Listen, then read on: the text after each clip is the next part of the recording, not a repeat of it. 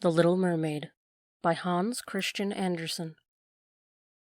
Far out in the ocean, where the water is as blue as the prettiest cornflower and as clear as crystal, it is very, very deep. So deep, indeed, that no cable could fathom it. Many church steeples, piled one upon another, would not reach the ground beneath to the surface of the water above. There dwell the Sea King and his subjects. We must not imagine that there is nothing at the bottom of the sea but bare yellow sand. No, indeed, the most singular flowers and plants grow there, the leaves and stems of which are so pliant that the slightest agitation of the water causes them to stir as if they had life.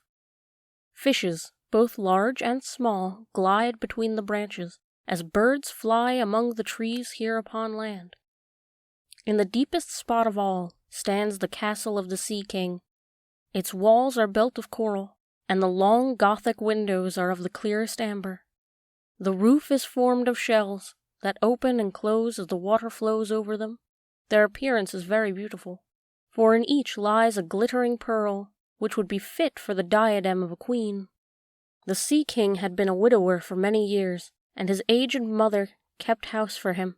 She was a very wise woman, and exceedingly proud of her high birth. On that account she wore 12 oysters on her tail, while others, also of high rank, were only allowed to wear 6. She was, however, deserving of very great praise, especially for her care of the little sea princesses, her granddaughters. They were 6 beautiful children, but the youngest was the prettiest of them all. Her skin was clear and delicate as a rose leaf, and her eyes as blue as the deepest sea. But like all the others, she had no feet, and her body ended in a fish's tail. All day long they played in the great halls of the castle, or among the living flowers that grew out of the walls. The large amber windows were open, and the fish swam in, just as the swallows fly into our houses when we open the windows, except that the fishes swam up to the princesses, ate out of their hands, and allowed themselves to be stroked. Outside the castle there was a beautiful garden, in which grew bright red and dark blue flowers, and blossoms like flames of fire. The fruit glittered like gold, and the leaves and stems waved to and fro continually. The earth itself was the finest sand, but blue as the flame of burning sulphur. Over everything lay a peculiar blue radiance, as if it were surrounded by the air from above, through which the blue sky shone, instead of the dark depths of the sea. In calm weather the sun could have seen, looking like a purple flower, with the light streaming from the calyx. Each of the young princesses had a little plot of ground in the garden, where she might dig and plant as she pleased. One arranged her flower bed in the form of a whale. Another thought it would be better to make hers in the figure of a little mermaid. But that of the youngest was round like the sun, and contained flowers as red as his rays at sunset. She was a strange child, quiet and thoughtful, and while her sisters would be delighted with the wonderful things which they obtained from the wrecks of vessels, she cared for nothing but her pretty red flowers, like the sun, excepting a beautiful marble statue. It was the representation of a handsome boy, carved out of pure white stone, which had fallen to the bottom of the sea from a wreck. She planted by the statue a rose-colored weeping willow. It grew splendidly, and very soon hung its fresh branches over the statue, almost down to the blue sands. The shadow had a violet tint, and waved to and fro like the branches. It seemed as if the crown of the tree and the root were at play, and trying to kiss each other. Nothing gave her so much pleasure as to hear about the world above the sea. She made her old grandmother tell her all she knew about the ships, and of the towns, the people, and the animals. To her it seemed most wonderful and beautiful to hear that the flowers of the land should have fragrance, and not those below the sea, that the trees of the forest should be green, and that the fishes among the trees could sing so sweetly, and that it was quite a pleasure to hear them. Her grandmother called the little birds fishes, or she would not have understood her, for she had never seen birds. "When you have reached your 15th year," said the grandmother, "you will have permission to rise up out of the sea, to sit on the rocks in the moonlight, while the great ships are sailing by, and then you will see both forests and towns." In the following year, one of the sisters would be 15, But as each was a year younger than the other, the youngest would have to wait 5 years before her turn came to rise from the bottom of the ocean and see the earth as we do. However, each promised to tell the others what she saw on her first visit, and what she thought the most beautiful, for their grandmother could not tell them enough. There were so many things on which they wanted information. None of them longed so much for her turn to come as the youngest, she who had the longest time to wait, and who was so quiet and thoughtful. Many nights she stood by the open window, looking up through the dark blue water, and watching the fish as they splashed about with their fins and tails. She could see the moon and stars shining faintly, but through the water they looked larger than they do to our eyes.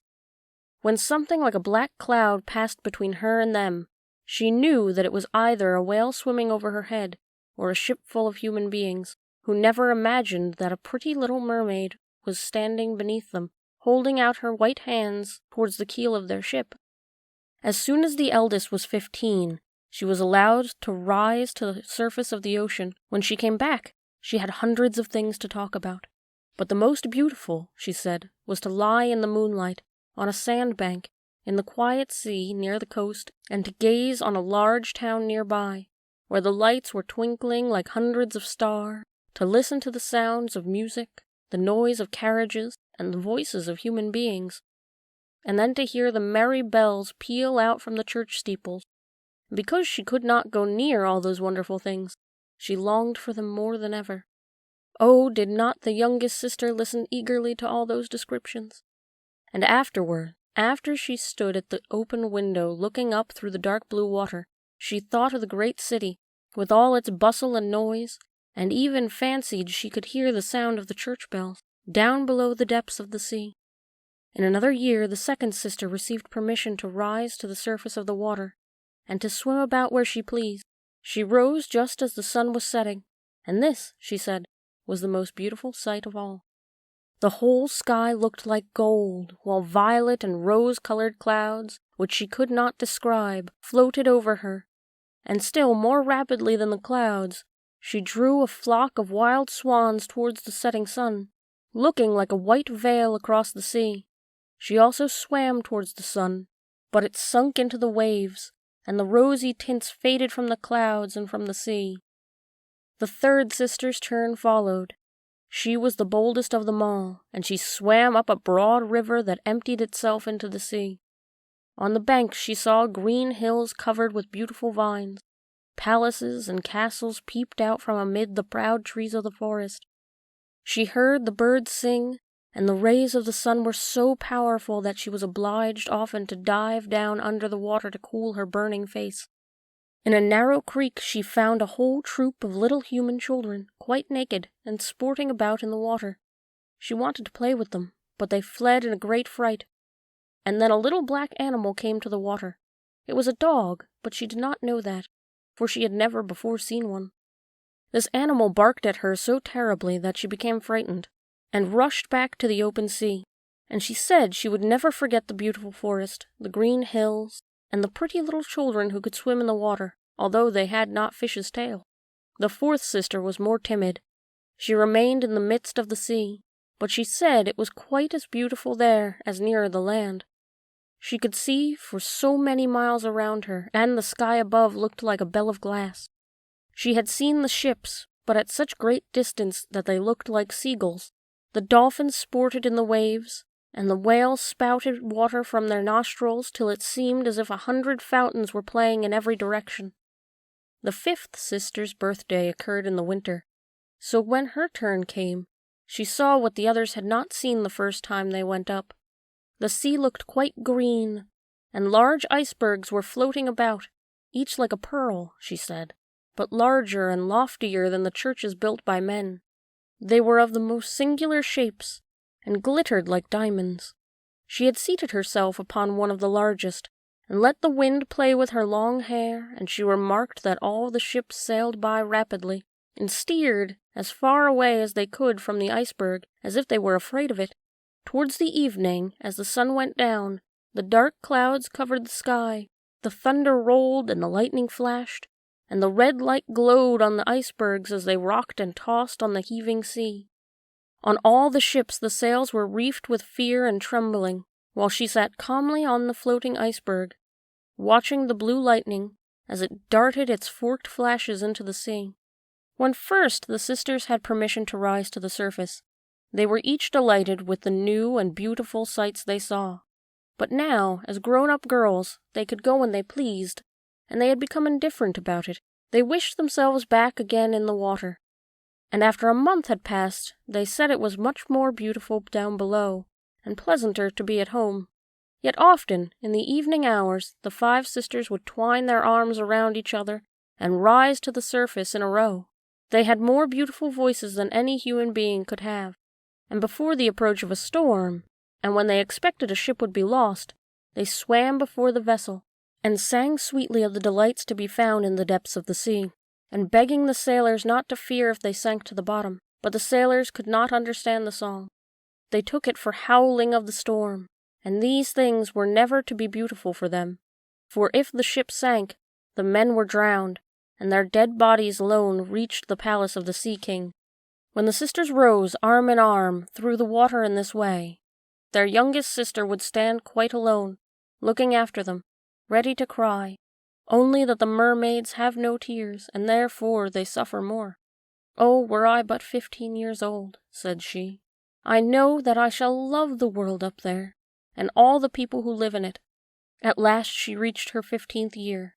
"Well, now you are grown up," said the old dowager, her grandmother, "so you must let me adorn you like your other sisters." And she placed a wreath of white lilies in her hair, and every flower leaf was half a pearl. Then the old lady ordered the 8 great oysters to attach themselves to the tail of the princess to show her high rank. "But they hurt me so," said the little mermaid. "Pride must suffer pain," replied the old lady. Oh, how gladly she would have shaken off all this grandeur, and laid aside the heavy wreath. The red flowers in her own garden would have suited her much better, but she could not help herself. So she said farewell, and rose as lightly as a bubble to the surface of the water. The sun had just set as she raised her head above the waves, but the clouds were tinted with crimson and gold, and though the glimmering twilight beamed the evening star in all its beauty, the sea was calm, and the air mild and fresh. A large ship with 3 masts lay becalmed on the water, with only 1 sail set, for not a breeze stiffed, and the sailors sat idle on the deck or amongst the rigging. There was music and song on board, and, as the darkness came on, 100 colored lanterns were lighted, as if the flags of all nations waved in the air. The little mermaid swam close to the cabin windows, and now and then, as the waves lifted her up, she could look through the clear glass window panes and see a number of well-dressed people within. Among them was a young prince, the most beautiful of all, with large black eyes. He was 16 years of age, and his birthday was being kept with much rejoicing. The sailors were dancing on deck, but when the prince came out of the cabin, more than 100 rockets rose in the air, making it as bright as day. The little mermaid was so startled that she dived under water, and when she again stretched out her head, it appeared as if all the stars of heaven were falling around her. She had never seen such fireworks before. Great suns spurted fire about, splendid fireflies flew into the blue air, and everything was so reflected in the clear, calm sea beneath. The ship itself was so brightly illuminated that all the people, and even the smallest rope, could be distinctly and plainly seen. And how handsome the young prince looked, as he pressed the hands of all present and smiled at them, while the music resounded through a clear night air. It was very late, yet the little mermaid could not take her eyes from the ship, or from the beautiful prince. The colored lanterns had been extinguished, no more rockets rose in the air, and the cannon had ceased firing. But the sea became restless, and a moaning, grumbling sound could be heard beneath the waves. Still the little mermaid remained by the cabin window, rocking up and down on the water, which enabled her to look in. After a while, the sails were quickly unfurled, and the noble ship continued her passage, but soon the waves rose higher, heavy clouds darkened the sky, and lightning appeared in the distance. A dreadful storm was approaching. Once more the sails were reefed, and the great ship pursued the flying course over the raging sea.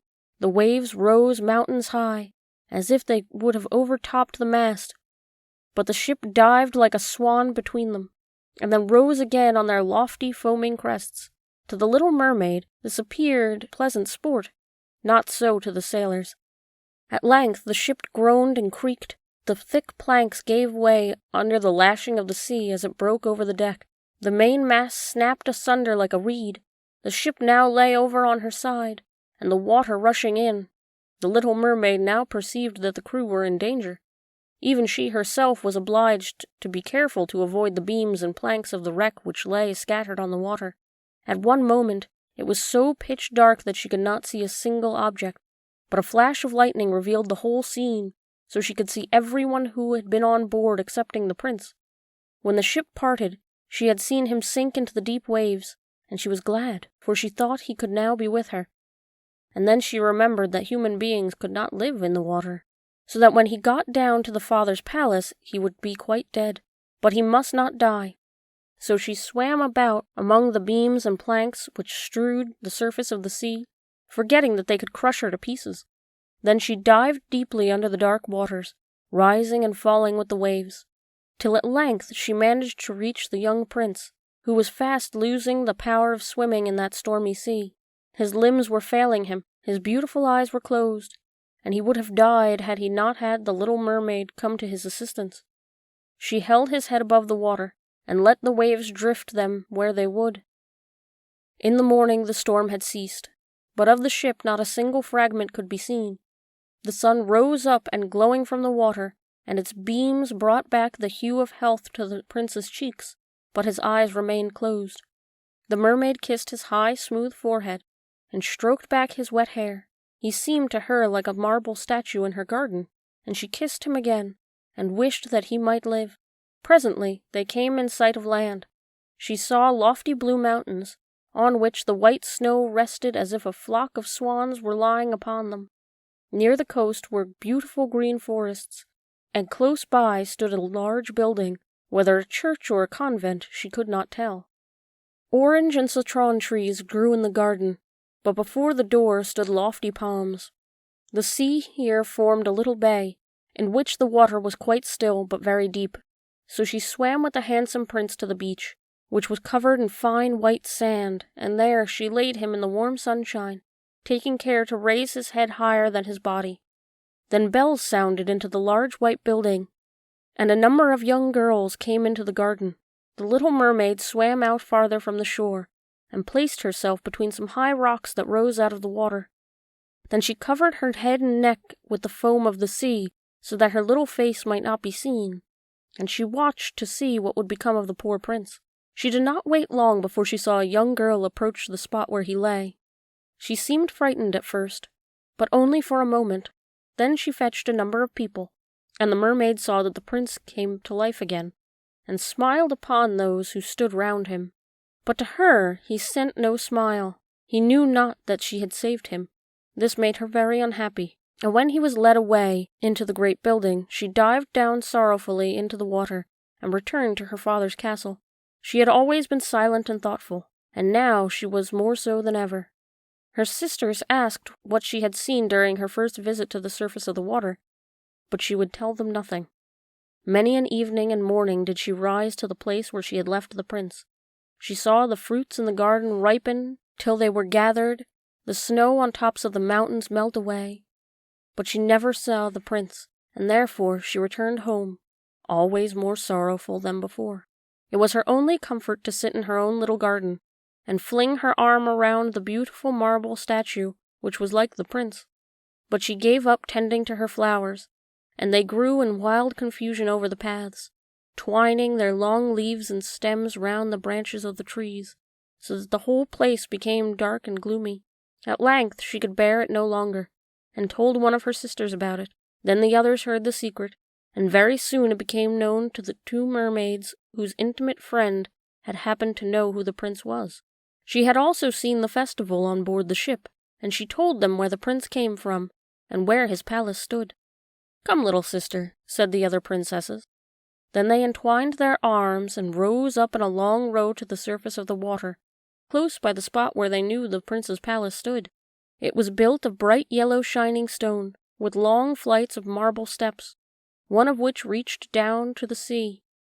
Splendid gilded cupolas rose over the roof, and between the pillars that surrounded the whole building stood like statues of marble. Through the clear crystal of the lofty windows could be seen noble rooms, with costly silk curtains and hangings of tapestry, while the walls were covered with beautiful paintings which were a pleasure to look at. In the center of the largest saloon, a fountain threw its sparkling jets high up into the glass cupola of the ceiling, through which the sun shone down upon the water, and upon the beautiful plants growing round the basin of the fountain. Now that she knew where he lived, she spent many an evening and many a night on the water near that palace. She would swim much nearer the shore than any of the others ventured to do. Indeed, once she went quite up the narrow channel under the marble balcony, which threw a broad shadow on the water. Here she could sit and watch the young prince, who thought himself quite alone in the bright moonlight. She saw him many times of an evening sailing in a pleasant boat, with music playing and flags waving. She peeped out from among the green rushes, and if the wind caught her long silvery white veil, those who saw it believed it to be a swan spreading out its wings. On many a night, too, when the fishermen with their torches were out at sea, she heard them relate so many good things about the doings of the young prince, that she was glad she had saved his life when he had been tossed about half dead on the waves, and she remembered that his head had rested on her bosom, and how heartily she had kissed him. But he knew nothing of all this, and could not even dream of her. She grew more and more fond of human beings, and wished more and more to be able to wander about with those whose worlds seemed to be so much larger than her own. They could fly over the sea in ships, and mount the high hills which were far above the clouds, and the lands they possessed, their woods and their fields, stretched far beyond the reach of her sight. There was so much that she wished to know, and her sisters were unable to answer all her questions. Then they applied to her old grandmother, who knew all about the upper world, which she very rightly called the lands above the sea. "If human beings are not drowned," asked the little mermaid, "can they live forever? Do they never die as we do here in the sea?" "Yes," replied the old lady, "they must also die, and their term of life is even shorter than ours. We sometimes live to 300 years, but when we cease to exist here, we only become the foam on the surface of the water, and we have not even a grave down here of those we love. We have not immortal souls. We shall never live again. But, like the green seaweed, when once it has been cut off, we can never flourish more. Human beings, on the contrary, have a soul which lives forever, lives after the body has been turned to dust. It rises up through the clear, pure air beyond the glittering stars. As we rise out of the water, and behold all the land of the earth, so do they rise to unknown and glorious regions which we shall never see." "Why have not we an immortal soul?" asked the little mermaid mournfully. "I would give gladly all the hundreds of years that I have to live, to be a human only for one day, and to have the hope of knowing the happiness that the glorious world above the stars." "You must not think of that," said the old woman. "We feel ourselves to be much happier and much better off than human beings." "So I shall die," said the little mermaid, "and as the foam of the sea I shall be driven about never again to hear the music of the waves, or to see the pretty flowers nor the red sun. Is there anything I can do to win an immortal soul?" "No," said the old woman, "unless a man were to love you so much that you were more to him than his father or mother, and if all his thoughts and all his love were fixed upon you, and the priest placed his right hand on yours, and he promised to be true to you here and hereafter, then his soul would glide into your body, and you would obtain a share in the future happiness of mankind. He would give soul to you and retain his own as well, but this can never happen. Your fish's tail, which amongst us is considered so beautiful, is thought on earth to be quite ugly. They do not know any better, and they think it is necessary to have 2 stout props, which they call legs, in order to be handsome." Then the little mermaid sighed, and looked sorrowfully at her fish's tail. "Let us be happy," said the old lady, "and dart and spring about during the 300 years that we have to live, which is really quite long enough. After that we can rest ourselves all the better. This evening we are going to have a court ball. It is one of those splendid sights which we can never see on earth, The walls and the ceiling of a large ballroom were thick but transparent crystal. May hundreds of colossal shells, some of them deep red, others a grass green, stood on each side in rows, with blue fire in them, which lighted up the whole saloon and shone through the walls, so that the sea was also illuminated. Innumerable fish, great and small, swam past the crystal walls. On some of them the scales glowed with a purple brilliancy, and on others they shone like silver and gold. Through the halls flowed a broad stream, and in it danced the mermen and the mermaids to the music of their own sweet singing. No one on earth has such a lovely voice as theirs. The little mermaid sang more sweetly than them all. The whole court applauded her with hands and tails, and for a moment her heart felt quite gay, for she knew she had the loveliest voice of any on earth or in the sea. But she soon thought again of the world above her, for she could not forget the charming prince, nor her sorrow that she had not an immortal soul like his. Therefore she crept away silently out of her father's palace, and while everything within was gladness and song, she sat in her own little garden sorrowful and alone. Then she heard the bugle sound through the water and thought, "He is certainly sailing above, he on whom my wishes depend, and in whose hands I should like to place the happiness of my life. I will venture all for him, and to win an immortal soul, while my sisters are dancing in my father's palace. I will go to the sea witch, of whom I have always been so afraid, but she will give me counsel and help." And then the little mermaid went out from her garden, and took the road to the foaming whirlpools, behind which the sorceress lived. She had never been that way before. Neither flowers nor grass grew there.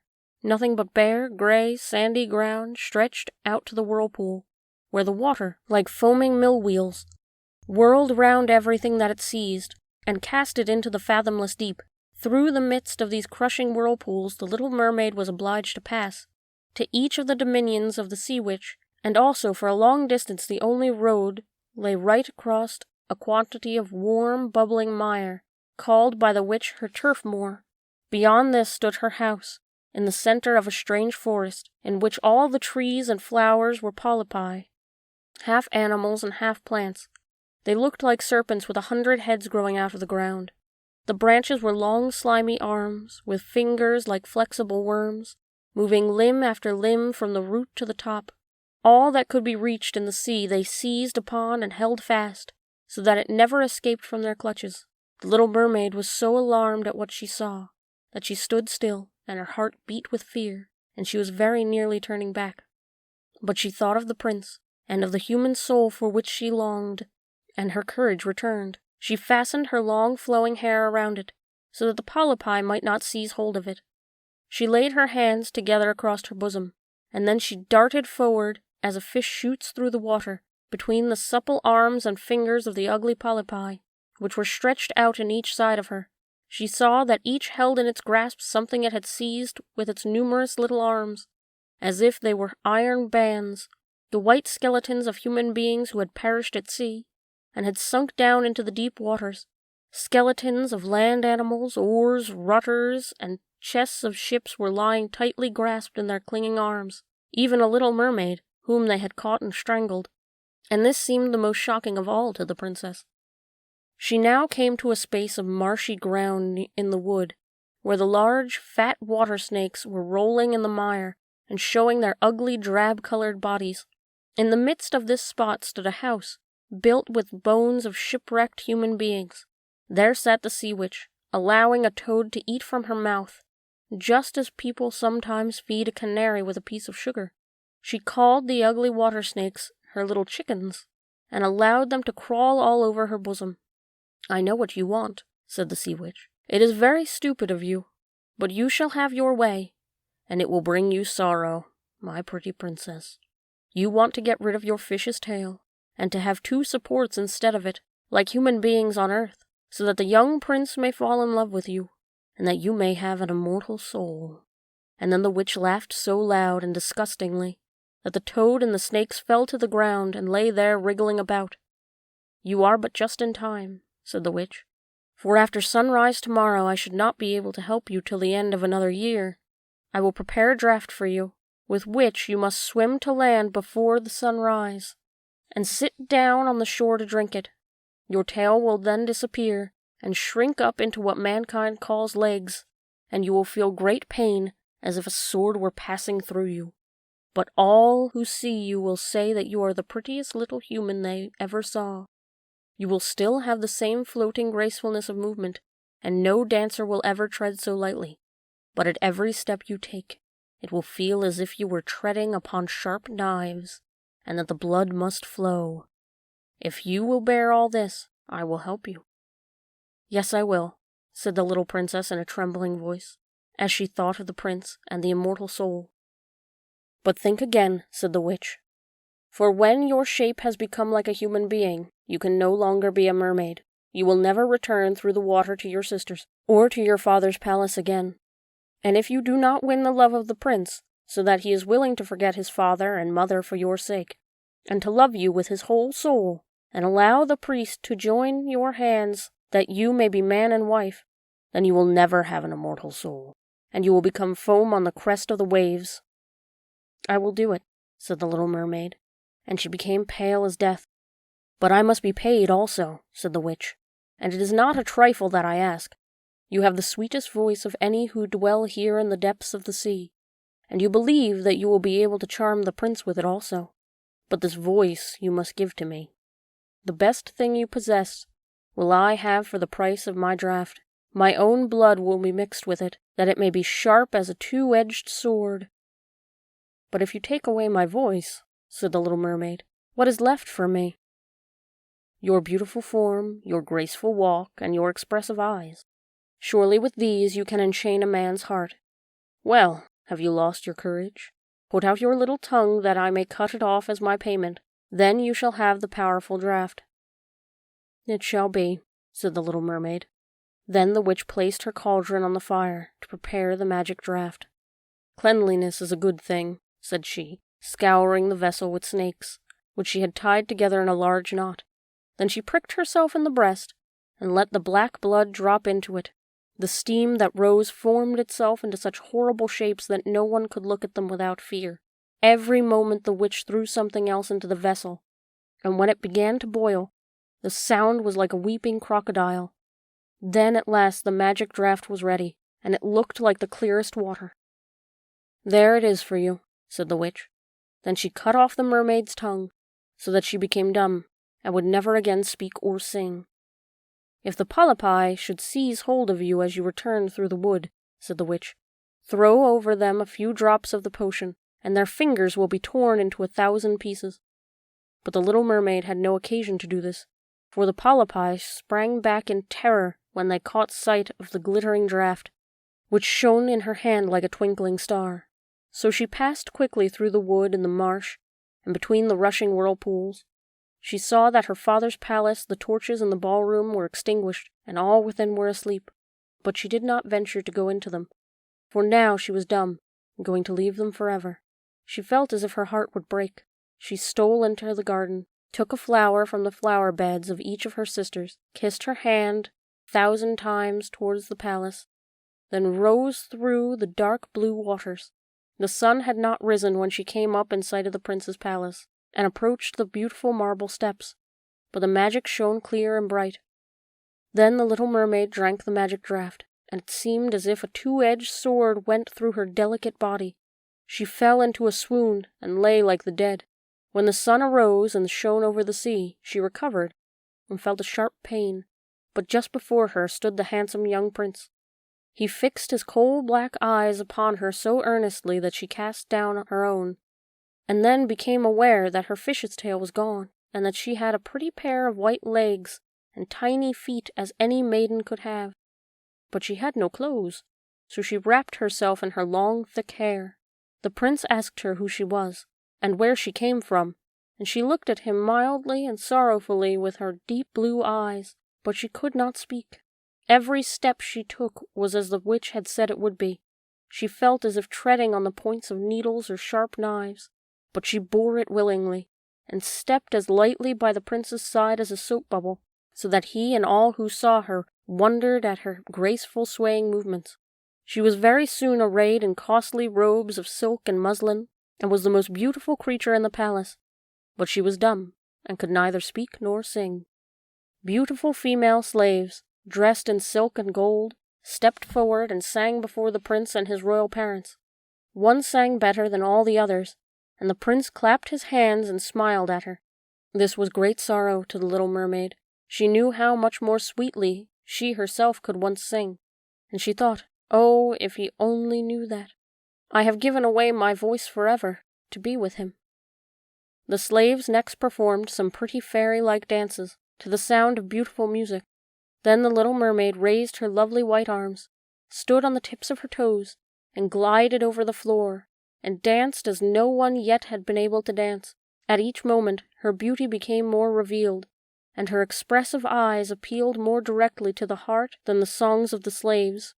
Everyone was enchanted, especially the prince, who called her his little foundling, and she danced again quite readily to please him, though each time her foot touched the floor it seemed as if she trod on sharp knives. The prince said she should remain with him always, and she received permission to sleep at his door on a velvet cushion. He had a page's dress made for her, that she might accompany him on horseback. They rode together through the sweet-scented woods, where the green boughs touched their shoulders, and the little birds sang amongst the fresh leaves. She climbed with the prince to the tops of the high mountains, and although her tender feet bled so that even her steps were marked, she only laughed and followed him till they could see the clouds beneath them, looking like a flock of birds traveling to distant lands.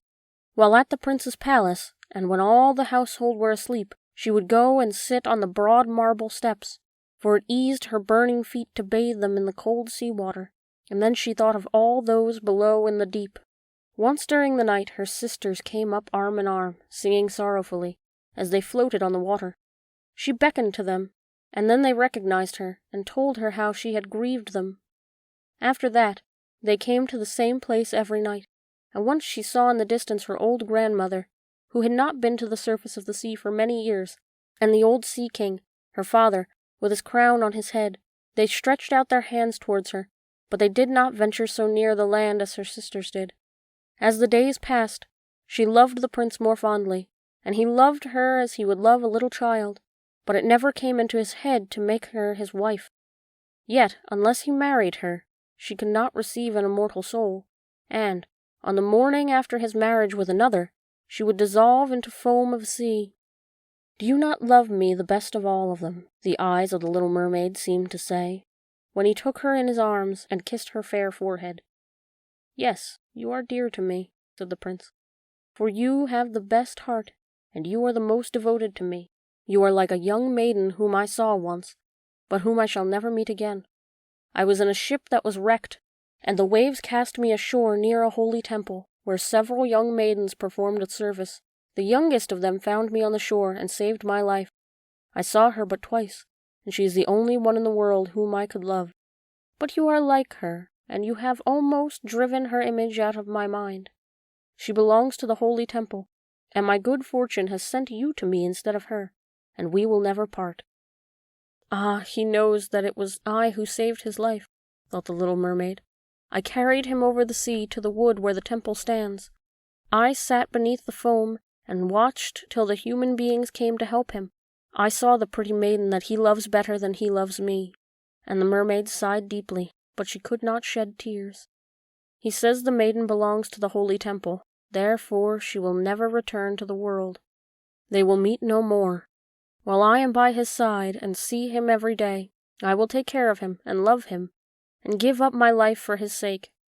Very soon it was said that the prince must marry, and that the beautiful daughter of a neighboring king would be his wife, for a fine ship was being fitted out. Although the prince gave out that he merely intended to pay a visit to the king, it was generally supposed that he really went to see his daughter. A great company were to go with him. The little mermaid smiled and shook her head. She knew the prince's thoughts better than any of the others. "I must travel," he said to her. "I must see this beautiful princess. My parents desire it. But they will not oblige me to bring her home as my bride. I cannot love her. She is not like the beautiful maiden in the temple, whom you resemble. If I were forced to choose a bride, I would rather choose you, my dumb foundling, with those expressive eyes." And then he kissed her rosy mouth, played with her long waving hair, and laid his head on her heart, while she dreamed of human happiness and an immortal soul. "You are not afraid of the sea, my dumb child?" said he as they stood on the deck of the noble ship which was to carry them to the country of the neighboring king. And then he told her of storm and of calm, of strange fishes in the deep sea beneath them, and of what the divers had seen there, and she smiled at his descriptions, for she knew better than anyone what wonders were at the bottom of the sea. In the moonlight, when all on board were asleep, excepting the man at the helm who was steering, she sat on the deck, gazing down through the clear water. She thought she could distinguish her father's castle, and upon it her aged grandmother, with the silver crown on her head, looking through the rushing tide at the keel of the vessel. Then her sisters came up on the waves and gazed at her mournfully, wringing their white hands. She beckoned to them and smiled, and wanted to tell them how happy and well off she was. But the cabin boy approached, and when her sisters dived down he thought it was only the foam of the sea which he saw. The next morning the ship sailed into the harbor of the beautiful town belonging to the king whom the prince was going to visit. The church bells were ringing, and the high towers sounded a flourish of trumpets, and soldiers with high colors and glittering bayonets lined the rocks through which they passed. Every day was a festival. Balls and entertainments followed one another. But the princess had not yet appeared. People said that she was being brought up and educated in a religious house, where she was learning every royal virtue. At last she came. Then the little mermaid, who was very anxious to see whether she was really beautiful, was obliged to acknowledge that she had never seen a more perfect vision of beauty. Her skin was delicately fair, and beneath her long dark eyelashes her laughing blue eyes shone with truth and purity. "It was you," said the prince, "who saved my life when I lay dead on the beach," and he folded his blushing bride in his arms. "Oh, I am too happy," said he to the little mermaid. "My fondest hopes are all fulfilled. You will rejoice in my happiness, for your devotion to me is great and sincere." The little mermaid kissed his hand, and felt as if her heart were already broken. His wedding morning would bring death to her, and she would change into the foam of the sea. All the church bells rung, and the heralds rode above the town proclaiming their betrothal. Perfumed oil was burning in costly silver lamps on every altar. The priests waved their censers, while the bride and bridegroom joined their hands and received the blessing of the bishop. The little mermaid, dressed in silk and gold, held up the bride's train, but her ears heard nothing of the festive music, and her eyes saw not the holy ceremony. She thought of the night of death which was coming to her, and of all she had lost in the world. On the same evening the bride and bridegroom went on the board ship. Cannons were roaring, flags waving in the center of the ship.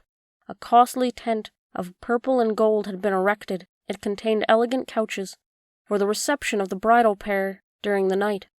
The ship, with swelling sails and a favorable wind, glided away smoothly and lightning over the calm sea. When it grew dark, a number of colored lamps were lit, and the sailors danced merrily on the deck.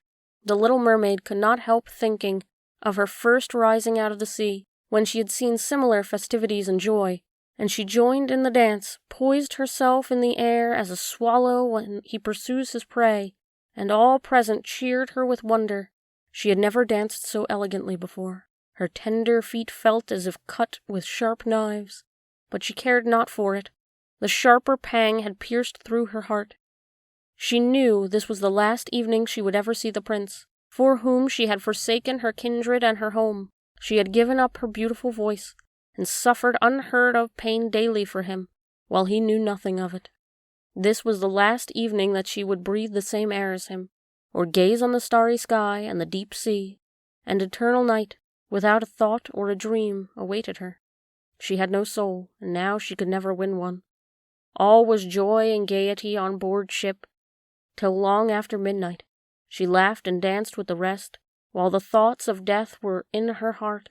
The prince kissed his beautiful bride, while she played with his raven hair, till they went arm in arm to rest in the splendid tent. Then all became still on board the ship. The helmsman, alone awake, stood at the helm. The little mermaid leaned her white arms on the edge of the vessel, and looked toward the east for the first blush of morning, for that first ray of dawn that would bring her death. She saw her sisters rising out of the flood. They were as pale as herself, but their long beautiful hair waved no more in the wind, and had been cut off. "We have given our hair to the witch," said they, to obtain help for you, that you might not die tonight. She has given us a knife. Here it is. See, it is very sharp. Before the sun rises, you must plunge it into the heart of the prince. When the warm blood falls upon your feet, they will grow together again, and form into a fish's tail, and you will once more be a mermaid, and return to us to live out your 300 years before you die and change into salt sea foam. Haste, then. He or you must die before sunrise. Our old grandmother moans so for you, and her white hair is falling out from sorrow, as ours fell under the witch's scissors. Kill the prince and come back. Hasten. Do you not see the first red streaks in the sky? In a few moments the sun will rise, and you must die. And then they sighed deeply and mournfully, and sank down beneath the waves.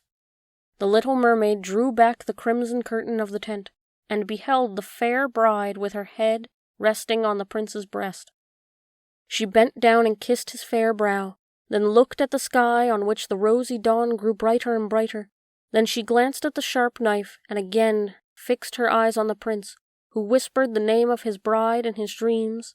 She was in his thoughts, and the knife trembled in the hand of the little mermaid. Then she flung it away from her into the waves. The water turned red where it fell, and the drops that spurted up looked like blood. She cast one more lingering, half-fainting glance at the prince, and then threw herself from the ship into the sea, and thought her body was dissolving into foam. The sun rose above the waves, and his warm rays fell on the cold foam of the little mermaid, who did not feel as if she were dying. She saw the bright sun, and all around her floated hundreds of transparent, beautiful beings. She could see through them the white sails of the ship, and the red clouds in the sky. Their speech was melodious, but too ethereal to be heard by mortal ears, as they were also unseen by mortal eyes. The little mermaid perceived that she had a body like theirs, and that she continued to rise higher and higher out of the foam. "Where am I?" asked she, as her voice sounded ethereal, as the voice of those who were with her. No earthly music could imitate it. "Among the daughters of the air," answered one of them. "A mermaid has not an immortal soul, nor can she obtain one unless she wins the love of a human being. On the power of another hangs her eternal destiny. But the daughters of the air, although they do not possess an immortal soul, can, by their good deeds, procure one for themselves.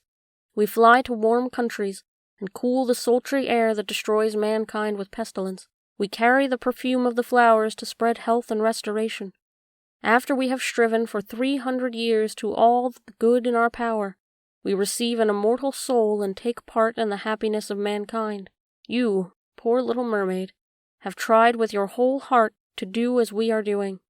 You have suffered and endured and raised yourself to the spirit world by your good deeds, and now, by striving for 300 years in the same way, you may obtain an immortal soul."